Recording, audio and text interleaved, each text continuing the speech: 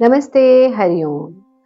बहुत सारे दर्शकों ने एक प्रश्न किया है और बहुत एक छोटे से वीडियो के द्वारा उसका समाधान बता रहे हैं। इस वक्त जिसको भी ओमाइक्रॉन की या यूँ कह लें कोविड की ये थर्ड वेव की, या अगर आप नहीं भी माने तो जिन्हें भी बुखार हो रहा है या कोल्ड एंड फ्लू हो रहा है, तो एक चीज़ तो सभी अनुभव कर रहे हैं कि बॉडी एक बहुत ज़्यादा हो रहा है।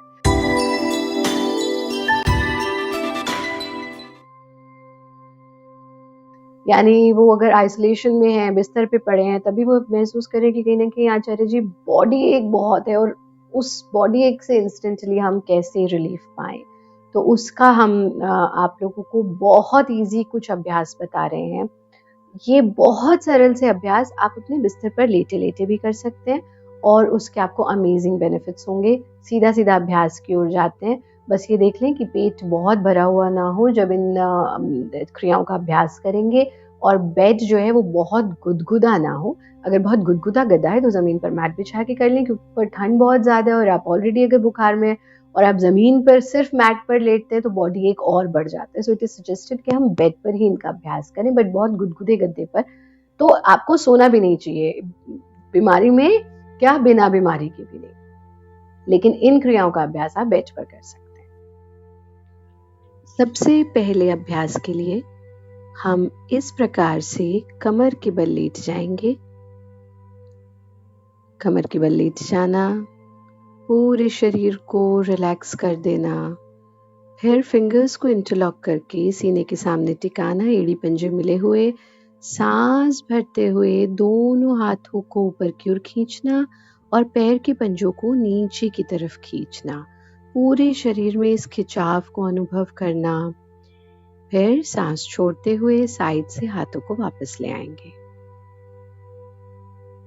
एक बार फिर से इसे दोहराएंगे। Inhale, stretch your entire body, और विशेष रूप से अपनी रीढ़ पर इस स्ट्रेच को, इस खिंचाव को अनुभव करना। सांस छोड़ते हुए हाथों को वापस ले आना। 3 बार इसको हम दोहराते हैं।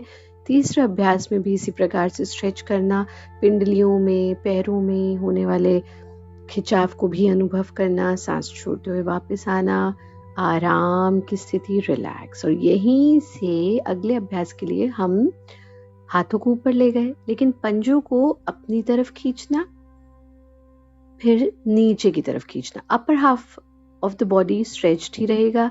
पैरों को फिर अपनी तरफ, पंजों को लाना, नीचे ले जाना। नॉर्मल ब्रीदिंग के साथ ऐसा करना है। फिर से पंजों को अपनी तरफ लेके आना, नीचे ले जाना। ऐसा कम से कम 3 और ज़्यादा से ज़्यादा 5 बार करेंगे।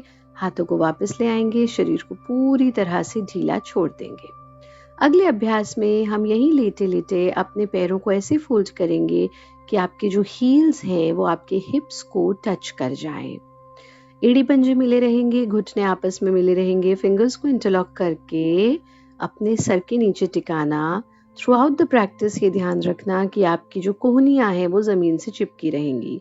सांस भरते हुए पैरों को दाईं तरफ ले जाना, गर्दन को बाईं तरफ ट्विस्ट कर देना। सांस छोड़ते हुए वापस।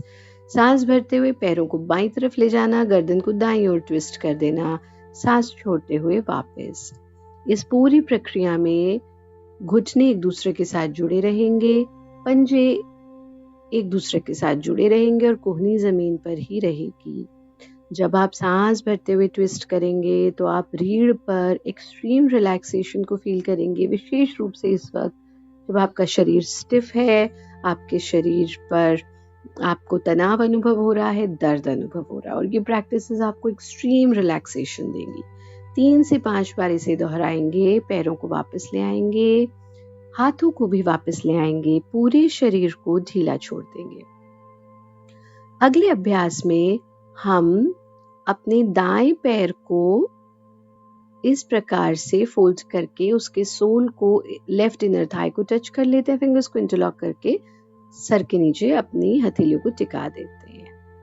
पैर को ट्विस्ट करके दूसरी तरफ ले जाकर घुटने को जमीन से छूने की कोशिश, गर्दन को अपोजिट डायरेक्शन में ट्विस्ट करना। यानी पैर, आपका दायां पैर बाईं तरफ जा रहा है और गर्दन अपोजिट साइड में जा रही है। 3 बार ऐसा करना। ये वीडियो क्योंकि मिरर इमेज में बना हुआ है तो आपको उल्टा नज़र आ रहा होगा। जब हम दायां कह रहे हैं आपको बायां नज़र आ रहा होगा क्योंकि ये मिरर इमेज में वीडियो बन रहा है। लेकिन आप दाएं से ही शुरू करेंगे, राइट साइड से ही शुरू करेंगे।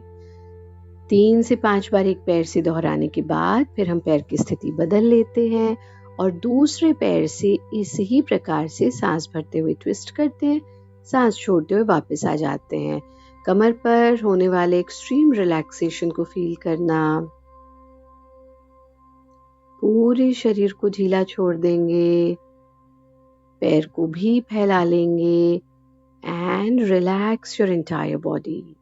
पूरा शरीर रिलैक्स कर लेंगे। यहाँ से आप अपने एड़ी पंजों को ढीला छोड़ देंगे, हथेलियों को आसमान की ओर खोल देंगे, पूरे शरीर को शिथिल छोड़ देना और फिर अपने पेट के बल लेट जाना।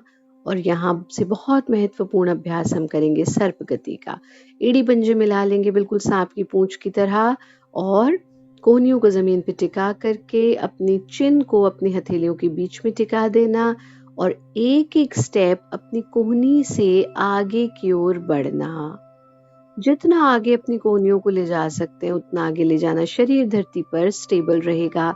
जब आप बिल्कुल आगे ले जाएंगे और लगेगा अब और आगे नहीं जा सकता तो गर्दन के पीछे पड़ने वाले प्रभाव को अनुभव करना। एक्सट्रीम रिलैक्सेशन आप फील करेंगे गर्दन के पीछे, उसे फील करना और फिर एक एक करके कोहनी को अपने सीने के नजदीक लाना और रीढ़ के निचले हिस्से पर पड़ने वाले प्रभाव को अनुभव करना। जिस तरह से हमने अभी अपनी गर्दन को करके दिखाया, ऐसे आगे नहीं करना है, गर्दन को सीधा ही रखना है। फिर सामने की तरफ ले गए, गर्दन के पीछे पड़ने वाले प्रभाव को अनुभव किया, सीने के नजदीक ले आए, रीढ़ के निचले हिस्से पर पड़ने वाले प्रभाव को अनुभव किया। देखिए हमारी गर्दन इस वक्त जिस स्थिति में है, इसी स्थिति में आपकी गर्दन रहनी चाहिए। गर्दन को सामने झुका करके या सामने लटका करके नहीं रखेंगे। 3 से 5 बार इसको दोहराएंगे और फिर अपने हाथों का तकिया बना करके उस पर अपने चेहरे को टिका देंगे, पूरे शरीर को ढीला छोड़ देंगे। प्रयत्न शैथिल्यम, एब्सोल्यूट रिलैक्सेशन, पैरों को भी खोल देंगे। अब यहाँ से वापस कैसे आएंगे, हथेलियों को जमीन पर टिकाना, सांस भरते हुए पीछे की ओर बेंड करना जितना इजीली कर सकते हैं, सांस छोड़ते हुए हिप्स को पीछे की ओर खींचना, हथेलियां जमीन पर है, माथे को जमीन से छूने की कोशिश करना जितना कंफर्टेबली कर सकते हैं, ज्यादती अपने साथ नहीं करेंगे, यथा सामर्थ्य रुकेंगे और फिर धीरे धीरे से वज्रासन में बैठ जाएंगे। शरीर को पूरी तरह से ढीला छोड़ देंगे। प्रयत्न शैथिल्यम, एब्सोल्यूट रिलैक्सेशन। बॉडी में जब भी एक्सट्रीम पेन हो, स्टिफनेस हो तो आप इस अभ्यास को दोहरा